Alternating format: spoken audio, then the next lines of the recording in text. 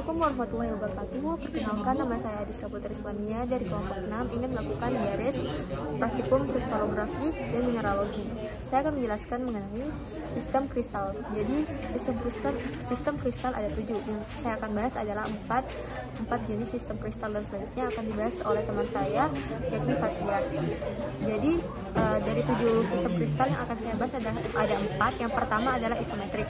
Nah, isometrik ini adalah sistem kristal yang dimana memiliki 3 sumbu dan setiap sumbunya itu memiliki panjang yang sama dan juga sudut yang sama panjang, yakni 90 derajat tegak lurus. Yang kedua adalah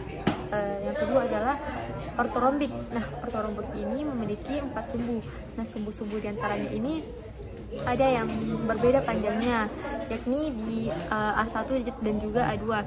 Nah, lalu sudutnya juga berbeda, ada yang lebih dari 90 derajat.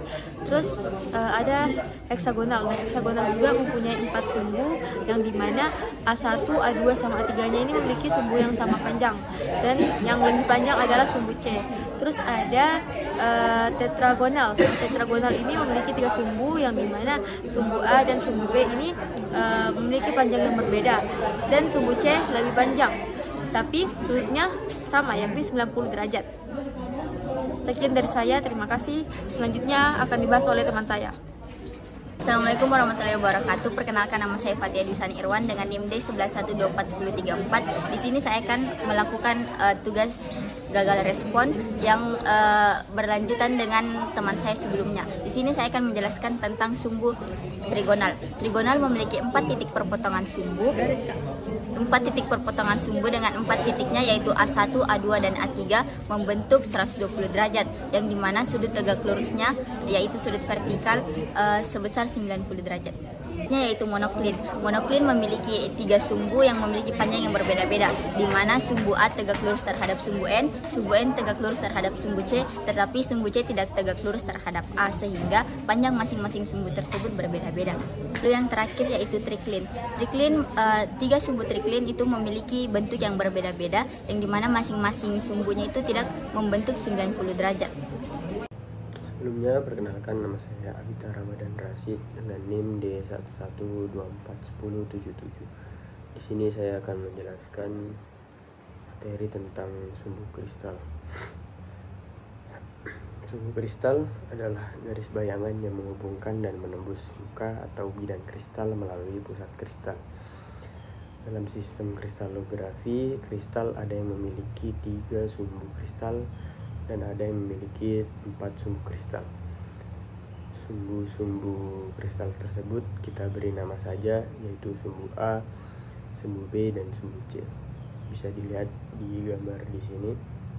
Sumbu A memiliki kedudukan secara lateral yang dibentuk oleh 2 bidang kristal yang saling berhadapan menembus bidang pada sisi depan dan bidang pada sisi belakang. Sumbu B memiliki kedudukan secara lateral yang dibentuk oleh 2 bidang kristal yang saling berhadapan menembus bidang pada sisi depan dan bidang pada sisi belakang. Sumbu C adalah sumbu vertikal yang menembus bidang pada sisi atas dan sisi bawah. Kesemua sumbu kristal tersebut selalu melalui dan bertemu di pusat kristal. Garis-garis bayangan dari masing-masing sumbu kristal tersebut berkedudukan tertentu, membentuk sudut sumbu kristal. Sudut sumbu kristal kita beri notasi alfa, beta, dan gamma. Sudut alfa dibentuk oleh sumbu B dan C, sudut beta dibentuk oleh sumbu B dan A, dan sumbu gamma dibentuk oleh sumbu A dan C. Selanjutnya yaitu panjang dan kedudukan sumbu kristal. Dalam ilmu vektor dikenal adanya hukum Kartesia. Kedudukan masing-masing sumbu kristal tersebut hampir mirip dengan koordinat Kartesia. Koordinat Kartesia dibentuk oleh 3 sumbu yang masing-masing memiliki kedudukan tegak lurus, yaitu sumbu X horizontal, dan sumbu Y vertikal, dan sumbu Z lateral, mengacu pada koordinat Kartesia tersebut. Sumbu-sumbu dalam kristalografi yaitu sumbu A sejajar dengan koordinat Z, sumbu B sejajar dengan koordinat X, dan sumbu C sejajar dengan koordinat Y. Setiap sumbu kristal memiliki nilai vektor tertentu. Bisa dilihat pada gambar di sini. Nilai vektor tersebut dalam ilmu kristalografi ditentukan dengan angka absolut. Misalnya 1, 2, dan 3. Ada yang bernilai positif dan ada yang bernilai negatif. Karena setiap sumbu kristal harus melalui pusat kristal. Dalam sistem kristalografi juga, masing-masing sumbu kristal dapat saling tegak lurus dan dapat tidak saling tegak lurus.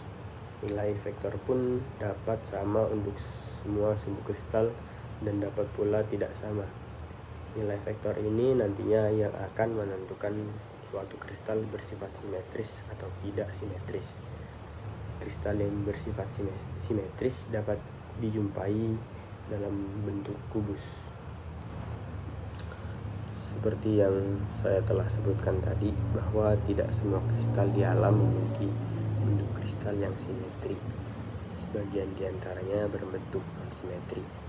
Bentuk paling simetri dari suatu benda adalah bola, piramid, kubus, dan dodekahedron. Bentuk simetri kristal ini ditentukan oleh sumbu kristal, yaitu 3 dengan nilai vektor untuk semua sumbu kristal adalah sama. Bentuk taksimetris kristal adalah heksagon, prisma, trapesium, dan rombis.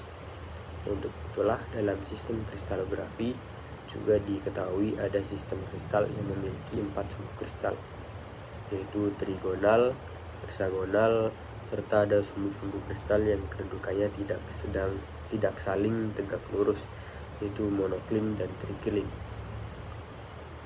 Sumbu kristal dengan kedudukan tak simetri lebih banyak dijumpai dalam mineralogi.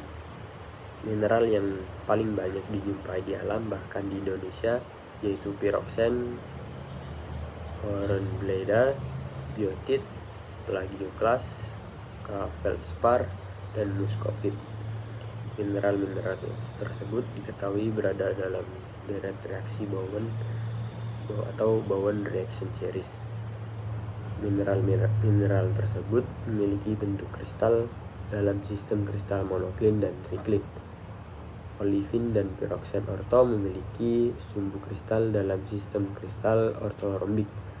Kuarsa memiliki bentuk kristal dalam sistem kristal tetragonal.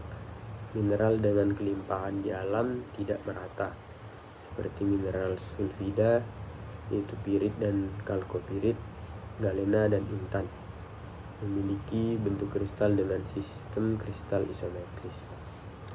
Demikian penjelasan yang dapat kami sampaikan. Lebih dan kurangnya mohon dimaafkan. Wabillahi taufiq wal hidayah. Wassalamualaikum warahmatullahi wabarakatuh.